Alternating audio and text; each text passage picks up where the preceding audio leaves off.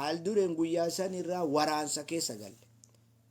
Maali akka midhatachi akka islaamatitti bakka buute islaamni illee sheekonni illee sin erganne aadaa jaahilummaa aadaa shari'aan hin baqqaasifne ka waggaa waggaan uffanni gurraachi itti uffatamu ka waggaa waggaan shaaman qabsiifamu achitti haasa'uu hin qabdanii haayaayinu jedhanii hin dhiifne waldhabbiin kennan.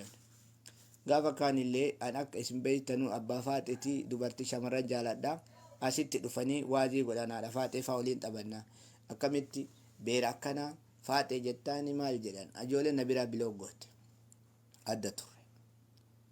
Qabsoon ta'in achirraa deemtee amma kissii mootummaa bira wanni ga'ee amma nama biraa immoo nama tokko lama amma maqaa dha'uun barbaadu qabsoon hadhooyituun humna godhataa itti dhufte. Kaayiroo kaate amma Dr. Abduu Seefaa bira Kaayiroo dhayitee Abu Sabraddiin sagantaa raayyaa faa qopheesse barreeffadhee qabaan taarika guyyaa waliin maaliifi yoo ani waa galmeessa waraqaa kiyya kana taatee wayillee yoo karaa irratti argu amma Dr. Abduu Seen kun nama baratiin yoomaan beeku naan jedhame kuni barreeffame carcar godhaa beeyta waan arges yoo viidiyoo waraabuu naan mijjannee akka seenatitti ka'a. Amma laale guyyaa mubaarak na iisiise sanfaa hin barreesse.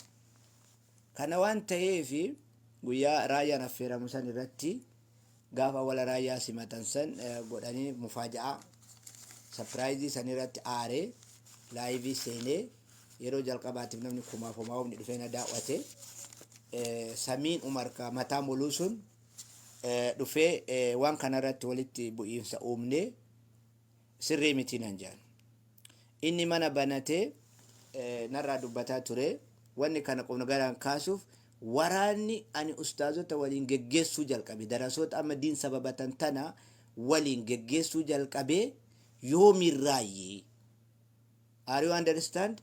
Isini galame wari by the way yoomirraa eegale yoo mara himne ni isin boochisa wanni keessa tarre akkan kijibne barreeffama isinii dubbisa gadhiisa taatee taamtutan akkuma gaafa caalu yaadannoo sanirraa kaaneen achi gaafsan girriin hin kaate yoo ka yaadatan taate Saliim gurbaa mataa malaataa sun dhufee lole mana banatee Abu Mu'aaz ka akkana jaaladhu kan maalii jaaladhu akkami gaddarute eegaa immoo sanitti hin dhiifne jaalfadiiloo mana banatanii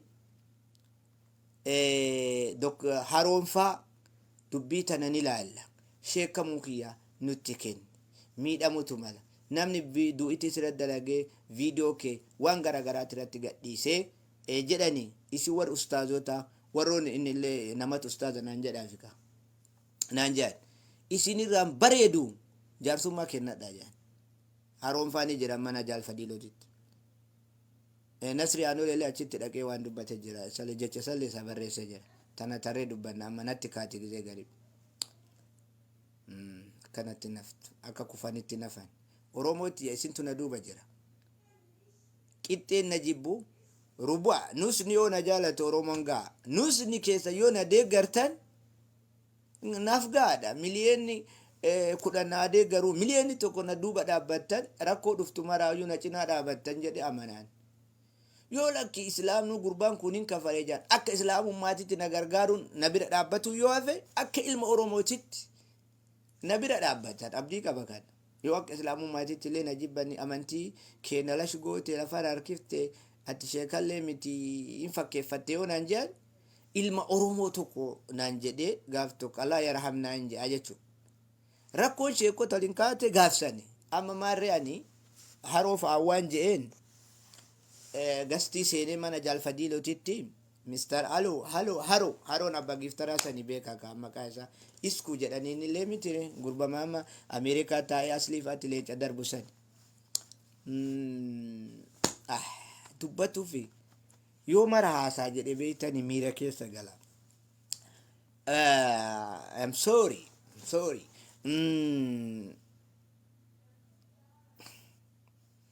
Dubbiin tuni miidiyaa hin gahini Nasri Aanoolee baqaraa jala jirtan dhageettamii yaadatta waan dagadhu nama guyyaa tokko wanti badaa naa barreessan dagadhu jechuuf yaasa'e odoo isin jirtan dhaqee jara kenna dubbiin tun waan miidiyaati miti keessan nu halaalani sheeyni natti bilbilan ishee riyaad faa keessan laalla. Nasrii kana waan baay'ee waliin eegalee karaatti kufee beeytanii. Inni isa Sheek Kamaal Beeran harkaa fudhate ijoollee iyyutti deebi'ee jedha. Ani immoo isa immoo iyyan sanatti baay'ateef naganee jaalala keenya zeerootti gad hir'atee jedha wal nu harkaa mayite. Garuu naa dawwalaa gamma rakkoon tun dhufte illee naa dawwale baarakallahu fiikum. Garuu yoo ana sirraa deeme ka ijoolleetti yan dagatina Oromoon.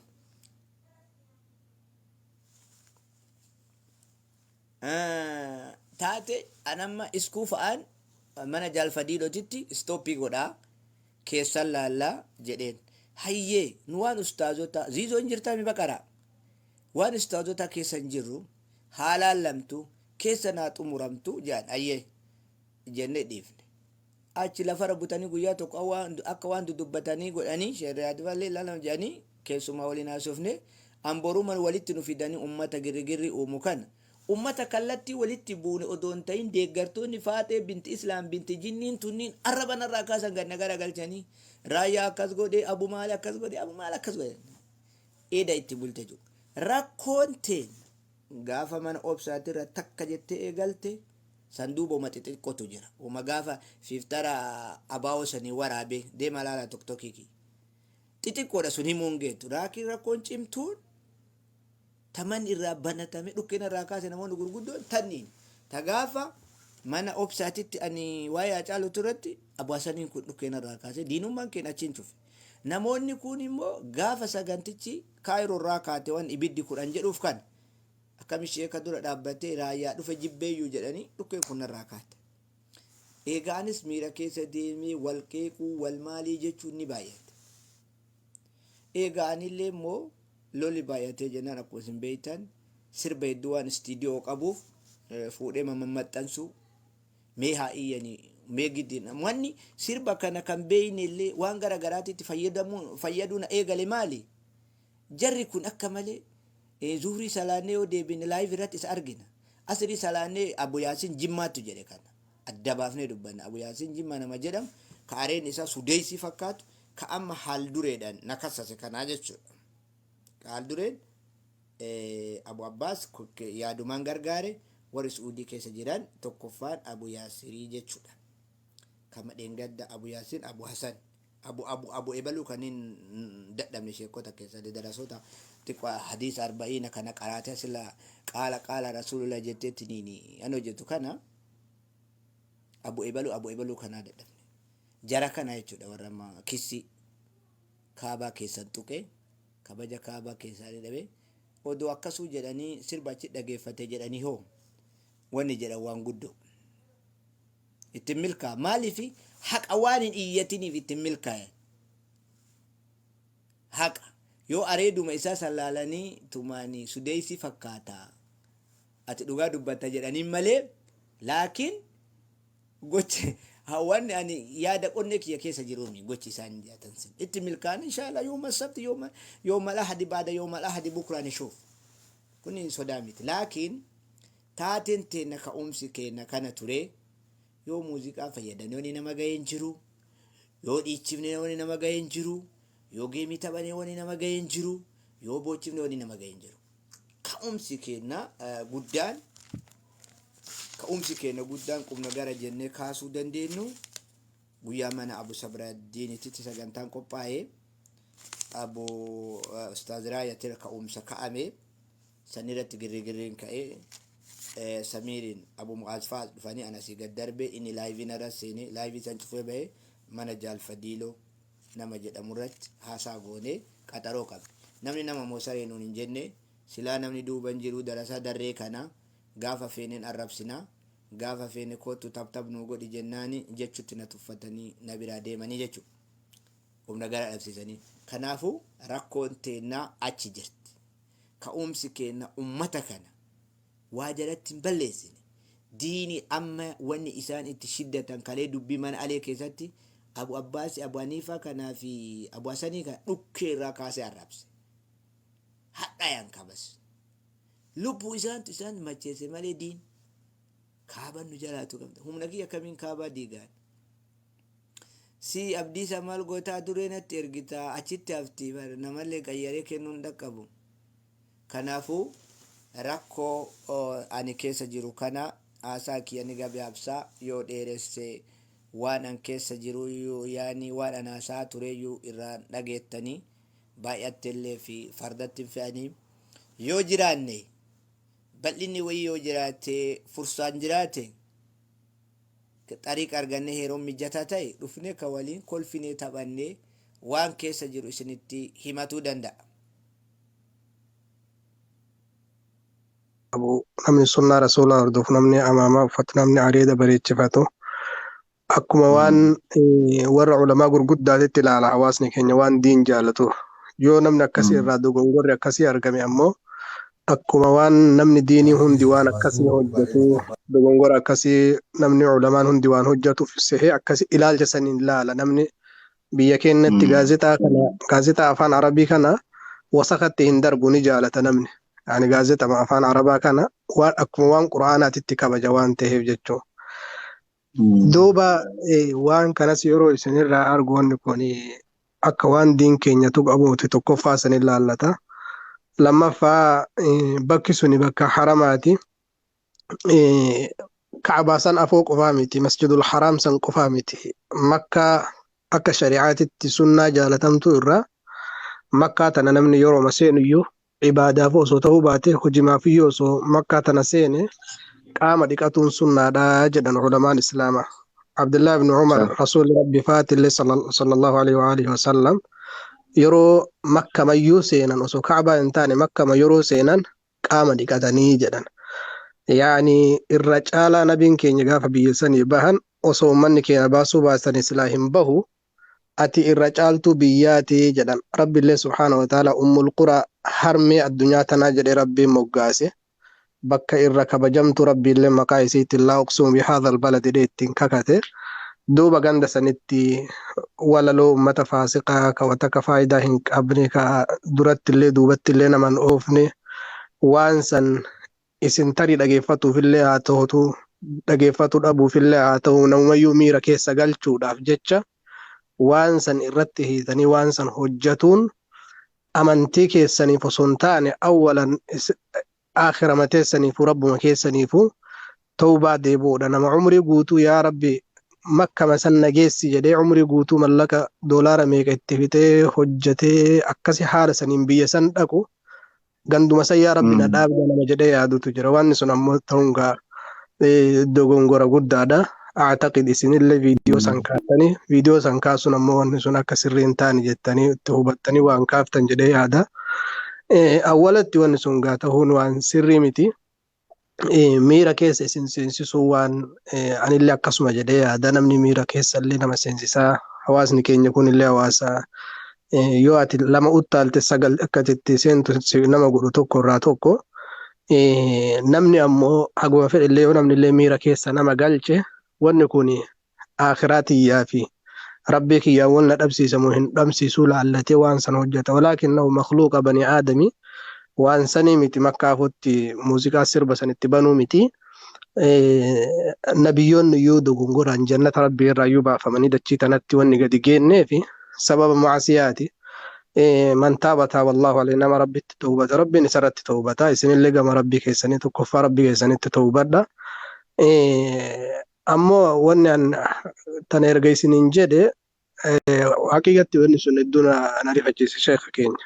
Waan hin taa'amnetu ta'e waan hin hojjannetu raawwatame akkuma isiniin jedhe ammoo gama rabbii tawbatuun jalqaba irratti wanni sun khatara guddaa. Maaliif har'a osoo namni kaafiraa tokko waan akkasii hojjete osoo namni rabbitti kafare tokko waan akkasii ka hojjetu taate nu hundatu rifata.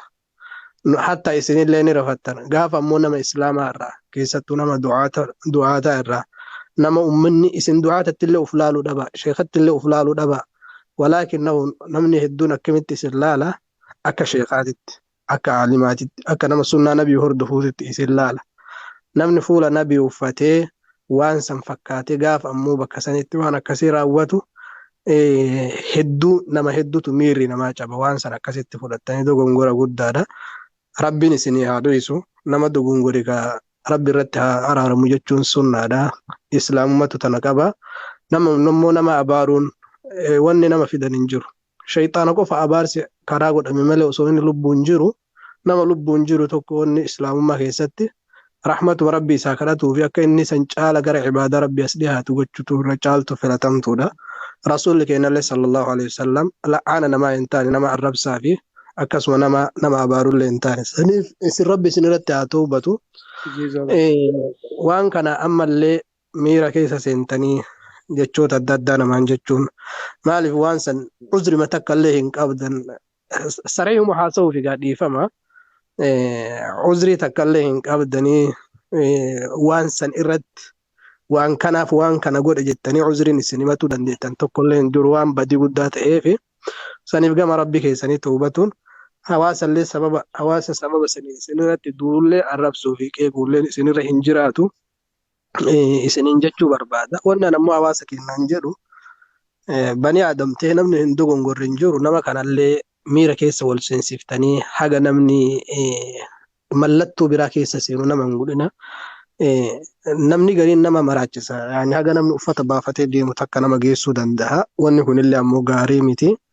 Sootuma tasgabbiidhaan haga danda'ameen tasgabbii walumaa fi obsuu fi wal jala galuutu caala gaariidha.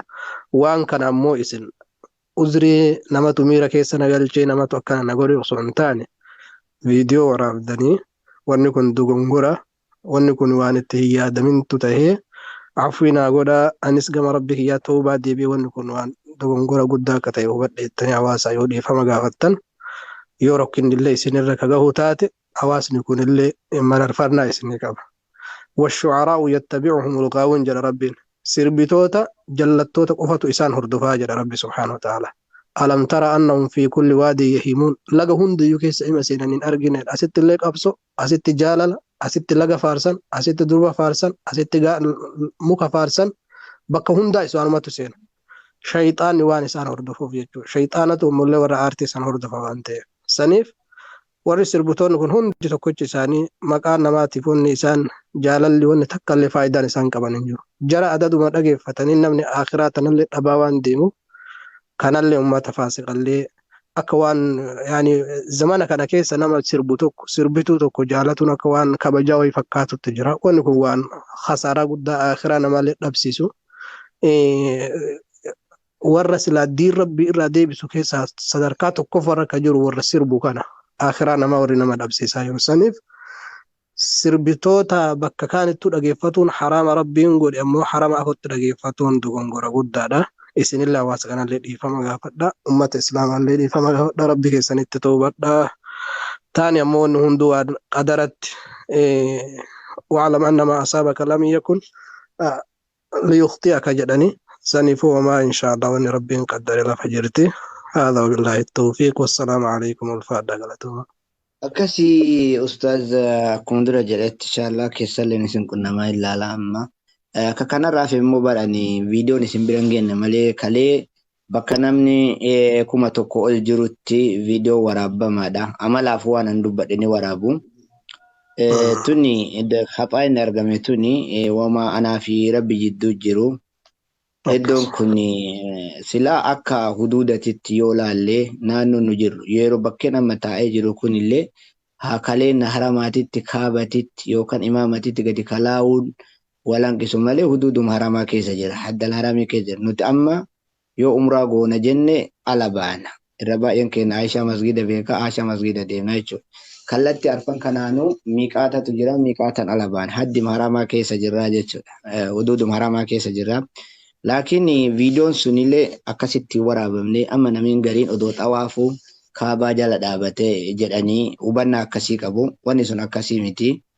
Abu Yaayaan hin beekanii fagoorraa gadi waraabamee hammaamni wayii balaaxaan hammaamaa mul'ata. Lafti araba biyyaa kana gaara qabdi. Yoo gaararra bakka ol ka'aa akkanarra gadi waabifte akkuma waan itti kalaattetti kaameraan fuudha. Namni 1800 kuni akkasitti hubadhaan kaabaa jalallee jiru. Laakiin haqiiqatti akka huduuda haramaa keessa jirruutitti akkuma nama harama jiru akkuma nama kaabaa jala. Viidiyoo waraabame kunillee sirba kanatu irratti hidhamaa fi waraabamne yeroo sanitti. Taate amma wanni taate kuni toltuudha. Lakki faayidaa qabdi jedheetiniin amma akkaataa isii himuun barbaanne nalleen barbaachisa. Dogongorri kuni ta'ee wani kana olillee lubbuun nama harkatti lubbuun namallee hin dabriti qadara wani ta'e ni ta'a. Eega ta'ee ummanni wani kun sirrii miti jedhanii ummata dhageeffadhee Abu Yaayan faa viidiyoon sun ka'uu qabaa. Ummanni illee si mufatee dhiyoon. Wanni ummanni natti mufateef akiraa of balleessitee deebi'ee namni sirraa maal barataa hawaasni keenya qalbii caba jechuu dhaga'ee hayya ummanni keenya kan mufattaniif dhiifama nu tolchaa jedhee dhiifama gaafate.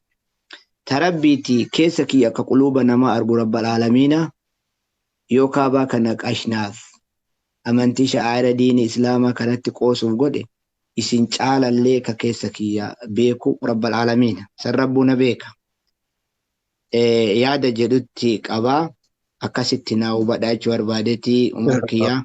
Shoomilina godhi maqaan nama waamu waan namni ustaaza jedhee ustaaza nasee sheeka nasee haasa'uuf sheeka ufseettini nama maqaan nama waama beekta dhiifama naa ta'ii uummanni asii duubadhaan sheekaa miti Kamaal Abdallaati namni jaalalummaa fi fuuluuf funyaanuma kiyya fungaa kanaaf areeda kanaaf diiminnuma kiyya kana ustaaza naan jedhee natti haasee ustaaza natti moggaasee ustaazonni jara kana Abu Yaayaadha Umar Al-Faaruqii namoota gariin kama ilmi beekanitti areedan qabanii akkoo isaanii fakkaatanii namni sheekan se'u asumaan habaranii namoota baay'ee. Kanaafuu Abu Yaayaa wala Dr. Asli haasaa kanas ni gabaabsina.